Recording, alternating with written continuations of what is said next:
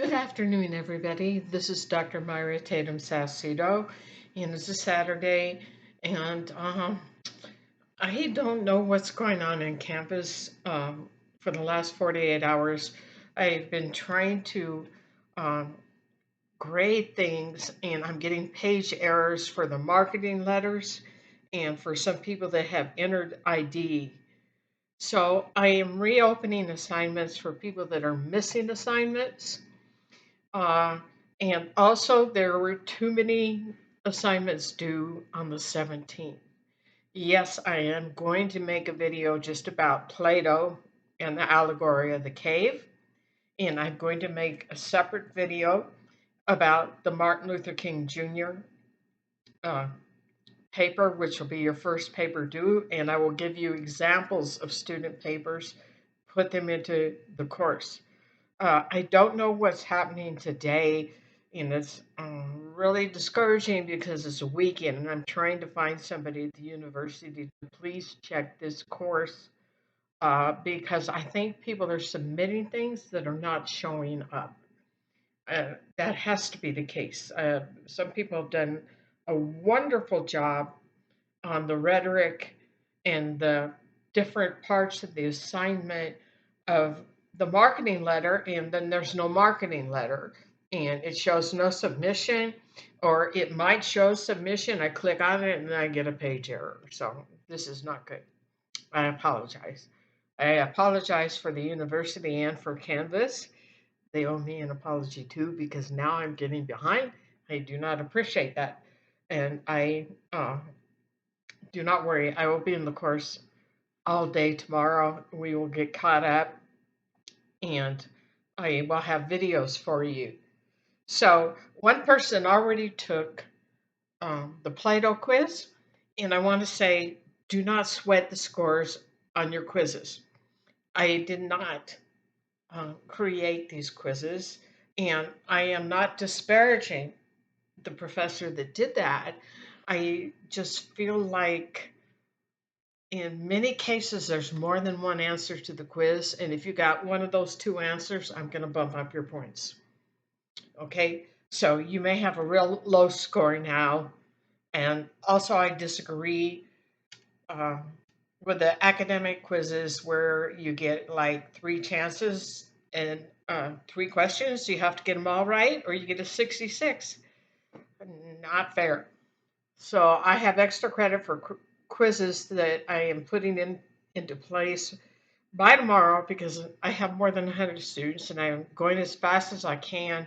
And when things don't work and they glitch and I get page errors, it's really tough. This has not happened before in many years. I've been teaching in Canvas, and I don't know what's going on. I'm starting to wonder if it's my own internet.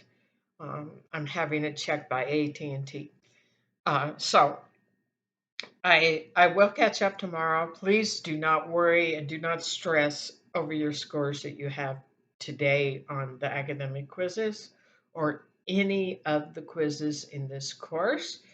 I believe there's a pool of questions for the Plato quiz, and one of the things it starts asking about definitions, or it's another quiz that does that, and it's not a vocabulary course, and those definitions were not defined in the lecture, so you are not responsible for knowing that. Your papers are what are going to weigh the most. Your ink sheds weigh the most, and there will be opportunities to add extra credit to your quiz points. Even though I am going in manually one at a time, case by case, and looking at your answers, it takes a while. But what I've been told is if I don't like the quizzes, I can redesign them myself. And that takes a lot of time. And before I teach this again, I want to have a lot of input on the quizzes. And I am sorry for any stress, any undue stress that anybody's experiencing right now. So, yes, I'm going to add a video on Plato's allegory of the cave. Um, Socrates, well, anyways, Plato's allegory of the cave is an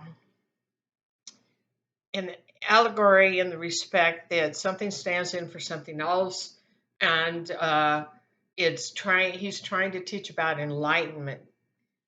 These people, these prisoners, are all chained in a cave. They cannot move their heads if you read the dialogue. And all they know are shadows. There's like a big board that goes across in front of them, and behind the board are people walking, holding silhouettes, puppets, if you will, of things that exist in the real world. So the people in the cave think the shadows are the real world. They haven't been out of the cave. They have not seen daylight, flowers, grass, animals, people, nothing but what goes in front of them. One person gets released from the cave and goes above ground and starts seeing all this whole world opening up. The first thing that happens is there's pain to the eyes due to the light after being in darkness. And then the second thing that happens is the realization of there are other things, and coming to believe that maybe what I have grown up with has been an illusion all along. And if Plato's allegory of the cave is that it's a dialogue between two people, a kind of discussion where you come to a truth by asking questions. So uh, at the end, they the perception is that the person who escapes darkness has a responsibility to go back to the cave and enlighten the other people. And that's a question on the quiz that really bothers me because there's two answers to that question. Yeah, either go back to the cave and or I can't remember the other answer, but yeah, they're both right. They're both correct. And I just glanced at that this morning and going through the quiz because one student already took it, and I already added points in for that student because there are definitely two answers to that question. So don't be stumped by it. I accept what the quiz is saying wrong, and I don't know, since a student's already taken it, I don't think I can go in there and change it now. And I'm going to try to work ahead on the other quizzes to see what I can change before you encounter uh, getting things incorrect that are actually correct, and getting one chance to get one answer. I just, oh, I don't know what to say. Uh, it happens. It happens. People, I've actually created a quiz where I have made a mistake in it. So, we're human beings. It happens.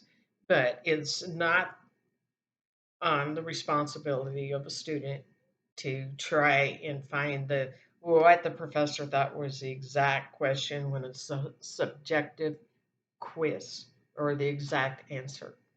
So again, do not sweat uh, the quiz scores, because I will go in. It's painstaking and it's slow because I have to go into each person, because you not every quiz is the same. There's a bank of questions. You might get vocabulary questions, you might get other questions, and I go case by case. And yes, there's 24 students in this class. There's a lot of quizzes, so I need to jump on it and start fixing what's coming ahead. And I will do a whole video on Martin Luther King Jr. paper, 3 to 5 pages, double spaced. You will need to start out with his background. I recommend you take it from the textbook. Do not go to the History Channel. Do not go to Ask Jeeves or Spark Notes or anything like that. Use the textbook that's free in your course. So if you were to quote background Clark Moreland wrote the background and you're reading about writing book. No, that's 1301. I'm teaching that too. It's for 1302, it's a time traveler's guide to rhetoric. Read what Clark Moreland wrote, the background on King. If you quote that, then quote Clark Moreland. When you're quoting King's words, you quote King. And I will make a longer video on the paper and give you student examples that are good papers and put them in the course. But this video is already going long, and people are already, contacting me saying, "What happened? Where's my grade for the marketing letter?" And I'm trying to find where's your marketing letter. But this will get fixed. This will get fixed one way or another. It always does.